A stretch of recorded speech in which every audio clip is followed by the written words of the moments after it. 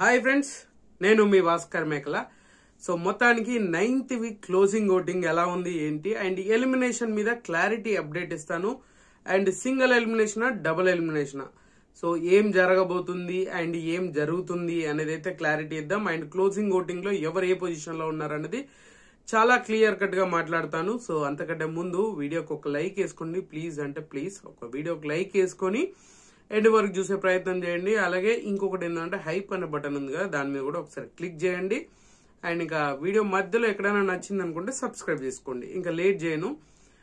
Closing voting ఎలా ఉంది ఏంటి, ఏ పొజిషన్ లో ఎవరున్నారు, ఎవరు ఎలిమినేట్ అవబోతున్నారు అని అంటే మోస్ట్లీ ఈసారి డబుల్ ఎలిమినేషన్ ఉండే ఛాన్సెస్ ఉంది అని ఒక్కసారి ఆల్రెడీ చేశాను.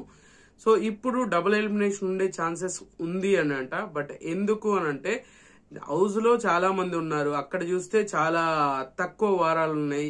సో టాప్ 5 టాప్ 6 చేసినా కూడా ఖచ్చితంగా 2 డబుల్ ఎలిమినేషన్లు ఉండాలి. సో అలాంటప్పుడు తర్వాత రాబోయే సిచ్యువేషన్స్ లో ఆల్మోస్ట్ ఫ్యామిలీ వీక్ ఉంటది అండ్ తర్వాత ఎవిక్షన్ ఫ్రీ పాస్, ఇలా కొన్ని ఉన్నప్పుడు అట్మోస్ట్ డబుల్ ఎలిమినేషన్ కాదు, లేదంటే ఒక మిడ్ వీక్ ఎలిమినేషన్ చేసే ఛాన్సెస్ ఉంది. సో ఆ విధంగా చూసుకున్నా 2 డబుల్ ఎలిమినేషన్లు ఉండాలి.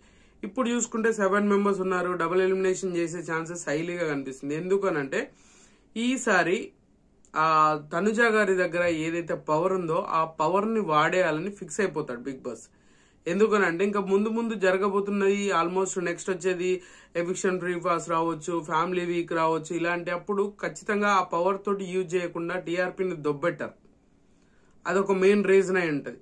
సో అలా తనుజ తోటి ఈ రోజు ఆ గోల్డెన్ పవర్ ఏదైతే ఉందో ఆ పవర్ ని ఖచ్చితంగా వాడిచేయాలి అనేది ఫిక్స్ అయిపోతారు అనమాట.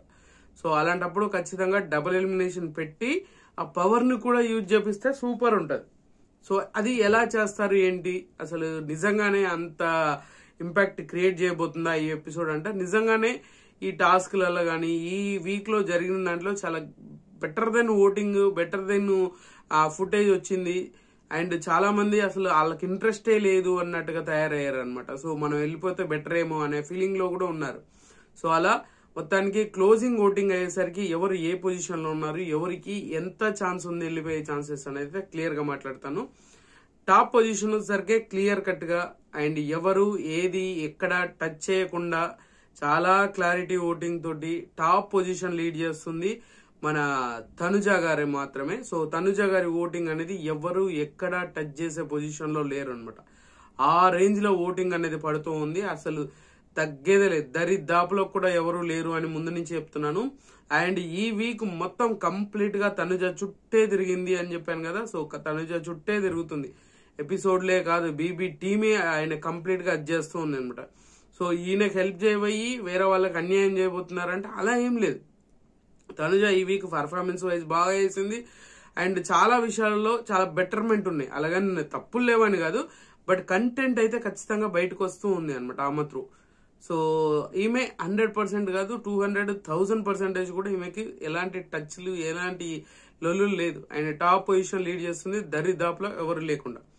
సెకండ్ వచ్చేసరికి మాత్రం కళ్యాణ్ ఉన్నాడు. సో కళ్యాణ్ కి సింపతి వర్కౌట్ అయిందా ఇంకేదో వర్కౌట్ అయిందా అనే దానికంటే ఎక్కువ కూడా చాలా క్లారిటీ ఓటింగ్ అనేది పడుతుంది కళ్యాణ్కి.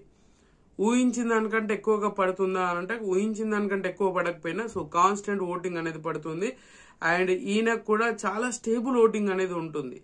బట్ అలాగని చెప్పేసి విన్నర్ రేస్ లో పడేంత ఓటింగ్, విన్నర్ కి పోటీ ఇచ్చేంత ఓటింగ్ అయితే ఖచ్చితంగా పడట్లేదు. సో ఇది గుర్తుపెట్టుకోవాలి. అండ్ పొజిషన్స్ చూసుకుంటే మాత్రం సెకండ్ పొజిషన్ చాలా క్లారిటీతో ఉన్నాడు అండ్ చాలా క్లారిటీగా ఉన్నారు ఈయన ఫ్యాన్స్ అయితే. సో సెకండ్ పొజిషన్ లో ఉన్నారు. ఇప్పుడు వచ్చిన సిచ్యువేషన్ ఏంది అని అంటే థర్డ్ పొజిషన్ గురించి. సో థర్డ్ పొజిషన్ లో నిన్న జరిగిన ఎపిసోడ్ చూసుకుంటే చాలా విషయాలలో భరణి గారికి చాలా హెల్ప్ అయింది. చాలా విషయాలలో చాలా సింపతి వర్కౌట్ అయింది. ఎవరిని ఏమనాలో తెలియదు, ఏం జరుగుతుందో తెలియదు. అసలు మధ్యలో వేసేసి మధ్యలో దొర అంటారు చూసారా, ఆమెకు ఈమెకు మధ్యలో ఉండేసి దరివేస్తున్నట్టుంది మనోడి పరిస్థితి. ఆ రేంజ్ లో సిచ్యువేషన్స్ క్రియేట్ అయిపోతున్నాయి. సో అది వర్కౌట్ అవుతుందా అంటే ఖచ్చితంగా వర్కౌట్ అవుతుంది. అండ్ జెన్యున్ గా ఉండడానికి ట్రై చేస్తున్నాడు. ఇవన్నీ చూసుకుంటే ఓవరాల్ గా థర్డ్ పొజిషన్ వచ్చేసరికి భరణి గారే ఉన్నారు. చాలా మంది బాటమ్ 3 లో ఉన్నారు అని చెప్తున్నా కూడా సో ఓవరాల్ గా చూసుకుంటే ఇప్పుడు మాత్రం ఖచ్చితంగా భరణి గారు థర్డ్ పొజిషన్ లో ఉన్నారు. ఈ థర్డ్ పొజిషన్ లో ఉన్న పర్సన్ ని గుర్తుపెట్టుకోండి, చెప్తాను.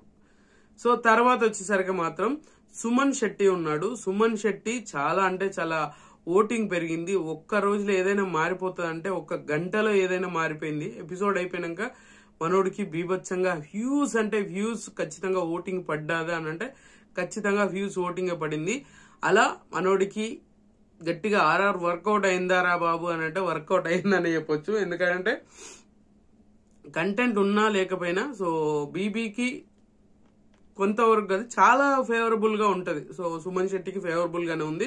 బట్ అలాగని చెప్పేసి నెగిటివ్ అంతా తీసుకొచ్చి పాజిటివ్ చేయట్లేదు. నెగిటివ్ పెద్దగా ఏమి ఉండదు కాబట్టి సో ఆ సిచ్యువేషన్ లో దాన్ని ముందుకు తీసుకెళ్తూ ఉన్నాడు. And Suman Shetty 4th position లో ఉన్నాడు. అండ్ 5th పొజిషన్ వచ్చేసరికి మన సంజన గారు ఉన్నారు. సంజన గారు కూడా సో మోస్ట్లీ ఈ వీక్ అంతా ఎక్కడ ఏ ఆరబుల్ గా ఎక్కడ ఏ లొల్లి లేదు, చాలా క్లారిటీగా ఉంది. అండ్ చాలా ఫుటేజ్ అయితే ఇవ్వడానికి ట్రై చేస్తుంది. అండ్ సంచాలకంగా ఉన్నా కూడా ఈమె ఎక్కువగా ఇంపాక్ట్ చూపించేంత కంటెంట్ ఇస్తున్నా బట్ లైవ్ లో వచ్చింది అండ్ అన్సీన్ లో కట్ చేసేస్తున్నారు తప్పితే దాని వరకు మెయిన్ ఎపిసోడ్ లో అనేది అంత ఇంపాక్ట్ చూపించేంత ఎపిసోడ్ అయితే ఖచ్చితంగా పడలేదు సంజన గారికి. అయినా కూడా సంజన గారు ఆల్మోస్ట్ ఏదో చేయడానికి అంటే ఆమెకు ఆడడానికి స్కోప్ లేదు. సంచాలకంగా ఉన్నప్పుడు ఆడడానికి స్కోప్ లేదు. అయినా కూడా ఈమె వర్షన్ లో ఈమె చాలా క్లారిటీగా ఉంది, చాలా ఖతర్నాక్ గా ఆడాలి అని ఫిక్స్ అయిపోయింది అనమాట. సో అలా అనుకున్న దానికంటే తక్కువ పడ్డ ఓటింగ్ లాస్ట్ మూమెంట్ లో ఓటింగ్ డ్రాప్ అయింది. సుమనన్న ఓటింగ్ బీభత్సంగా పెరిగింది అనమాట. సో ఎందుకనంటే 5th పొజిషన్ వచ్చేసరికి సుమన్ శెట్టి ఉన్నాడు నిన్న ఈవినింగ్. ఇప్పుడు చూసుకుంటే మాత్రం క్లోజ్ అయ్యేసరికి చూసుకుంటే మాత్రం 4th పొజిషన్ లో ఉన్నాడు. సో సంజన గారు 5th పొజిషన్ కి వచ్చారు అనమాట. సో ఇప్పటి వరకు బాగానే ఉంది కదా. నెక్స్ట్ ఎవరు అంటే రాము రాథోడ్ అండ్ సాయి శ్రీనివాస్. సో వీళ్ళిద్దరు బాటమ్ లో ఉన్నారు. వీళ్ళిద్దరు వెళ్ళిపోవడానికి 99.99% ఉంది. డబుల్ ఎలిమినేషన్ అయితే, సింగిల్ ఎలిమినేషన్ అయితే గన్ షాట్ అప్డేట్ ఖచ్చితంగా రాము రాథోడ్ వెళ్ళిపోతాడేమో అనే ఖచ్చితంగా అనిపిస్తుంది, నాకైతే అనిపిస్తుంది. అలాగని చెప్పేసి రాము రాథోడ్కి ఓటింగ్ ఏం తక్కువ పడలేదు. సో రాము రాథోడ్ 6th పొజిషన్ లో ఉన్నాడు. అండ్ 7th పొజిషన్ వచ్చేసరికి సాయి శ్రీనివాస్ ఉన్నాడు. సో ఇది క్లియర్ గా మీకైతే అర్థమైంది కదా. సో సాయి శ్రీనివాస్ బాటమ్ లో ఉన్నాడు. ఖచ్చితంగా సింగిల్ ఎలిమినేషన్ అయితే వెళ్ళిపోబోతుంది అన్నాడు అనమాట. సో ఇప్పుడు జరిగే సిచ్యువేషన్ ఏంటంటే డబుల్ ఎలిమినేషన్ అయితే సో సేవింగ్ ఆర్డర్ లేకుండా ఇప్పుడు సాటర్డే ఎపిసోడ్ లోనే డైరెక్ట్ గా గన్ షాట్ గా ఒకరిని డైరెక్ట్ ఎలిమినేషన్ చేస్తారు. సో ఈసారి డబుల్ ఎలిమినేషన్ ఉండబోతుంది అని చెప్పేసి గన్ షాట్ గా ఒకరిని ఎలిమినేట్ చేస్తారు. అది సాయి నన్నవని రాముని అన్నవని డబుల్ ఎలిమినేషన్ ఉంటే.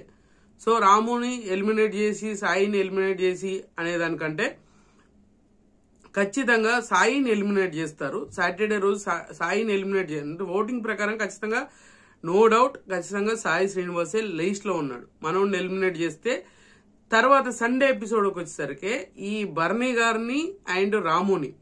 సో రాము కాకుండా రాము శ్రీనివాస్ ఉంటే రాముకు వాడే ఛాన్సెస్ ఉంది తనుజ.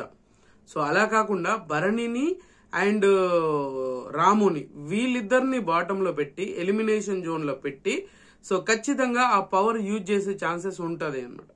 సో అప్పుడు రాముకి యూజ్ చేస్తాదా భరణికి యూజ్ చేస్తాదా అని డైలమాలో పెట్టేసి ఖచ్చితంగా ఆ పవర్ ఉన్న ఆమె దగ్గర ఉన్న పవర్ ని యూజ్ చేసేసి ఒకరిని బయటకు ఒకరిని సేవ్ చేయాలి, ఒకరిని బయటకు పంపించేయాలి అని చెప్పేసి ఫిక్స్ అయిపోతుంది అనమాట. అప్పుడు ఖచ్చితంగా భరణి గారిని సేవ్ చేస్తే రాము వెళ్ళిపోతాడు.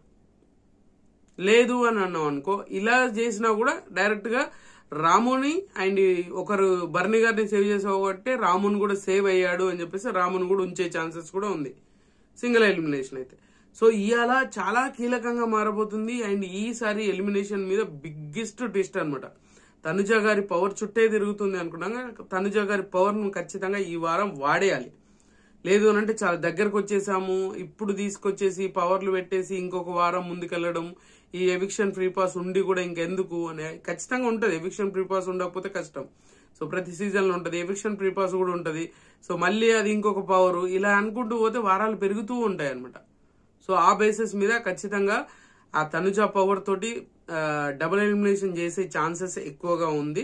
బట్ సింగిల్ ఎలిమినేషన్ అయితే గన్ షాట్ గా సాయి శ్రీనివాస్ వెళ్ళిపోయే ఛాన్సెస్ హైలీగా ఉంది.